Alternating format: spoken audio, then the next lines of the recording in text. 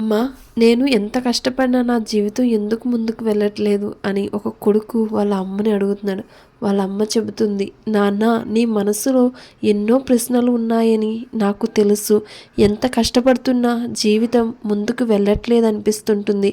అది నీ తప్పు కాదు నాన్న. ఒకప్పుడు ఒక చిన్న గ్రామంలో రామయ్య అనే రైతు ఉండేవాడు. అతని దగ్గర పెద్ద పొలాలు లేవు, ఎక్కువ డబ్బు లేదు. ఉన్నదల్లా ఒక చిన్న పొలం. ఆ పొలంపై చాలా ఆశ. ప్రతి ఉదయం ఎండ కూడా రాకముందే లేచి ఆ పొలంలో పనిచేసేవాడు. చెమటలు కారిన ఆగేవాడు కాదు.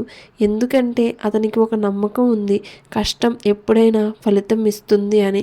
కానీ సంవత్సరాలు గడుస్తున్న అతని జీవితంలో మార్పు కనిపించలేదు. ఒకసారి వర్షం రాలేదు, మరోసారి పంట పాడైంది, ఇంకోసారి పంట బాగానే పండినా ధర పడిపోయింది. ప్రతి రాత్రి ఇంటికి వచ్చి నిశ్శబ్దంగా ఆకాశం వైపు చూస్తూ తన మనసులోనే అడిగేవాడు, నేను ఏం తప్పు చేస్తున్నాను? అలాంటి ఒక రోజు ఆ గ్రామానికి ఒక పెద్దతను వచ్చాడు. చాలా ప్రశాంతంగా, చాలా నెమ్మదిగా మాట్లాడేవాడు. రామయ్య తన బాధంతా అతనికి చెప్పాడు. ఆ పెద్దవాడు రామయ్యను ఒక ప్రశ్న అడిగాడు, నీ విత్తనం మంచిదేనా అని. రామయ్యకి అర్థం కాలేదు, కానీ నిజం చెప్పాడు, విత్తనం చాలా మంచిదే అని. అప్పుడు ఆ పెద్దవాడు చిరునవ్వుతో చెప్పారు, విత్తనం మంచిదైతే సమయాన్ని నమ్మాలి అని.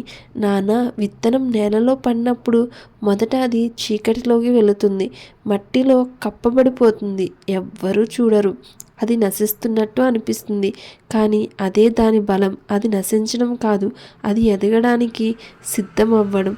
కొన్ని రోజులు గడిచాక అదే విత్తనం చిన్న మొక్కగా బయటికి వస్తుంది, మెల్లగా పెరుగుతుంది, ఎండను వానను తట్టుకుంటుంది, అప్పుడే చెట్టు అవుతుంది. రామయ్యకి ఆ మాటలు అర్థమయ్యాయి. ఆ రోజు నుంచి ఫలితం గురించి కాదు, తన కర్తవ్యంపై దృష్టి పెట్టాడు. సమయం గడిచింది. 1 సంవత్సరం అతని పొలం పచ్చగా మారింది. చూసిన వాళ్ళందరూ ఆశ్చర్యపోయారు. రామయ్య మాత్రం నవ్వాడు. ఎందుకంటే అతనికి తెలుసు, ఈ ఫలితం ఒక్క రోజులో రాలేదు.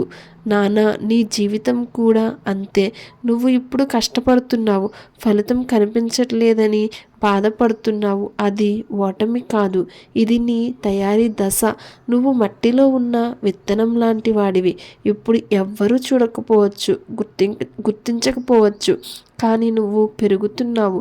ప్రతి కష్టం నిన్ను బలంగా చేస్తుంది. ప్రతి నిరాశ నీ ఓపికను పెంచుతుంది. ఓపిక అంటే ఎదురు చూడటం కాదు నాన్న, నమ్మకంతో నిలబడటం. నీ సమయం వస్తుంది, అది తప్పదు.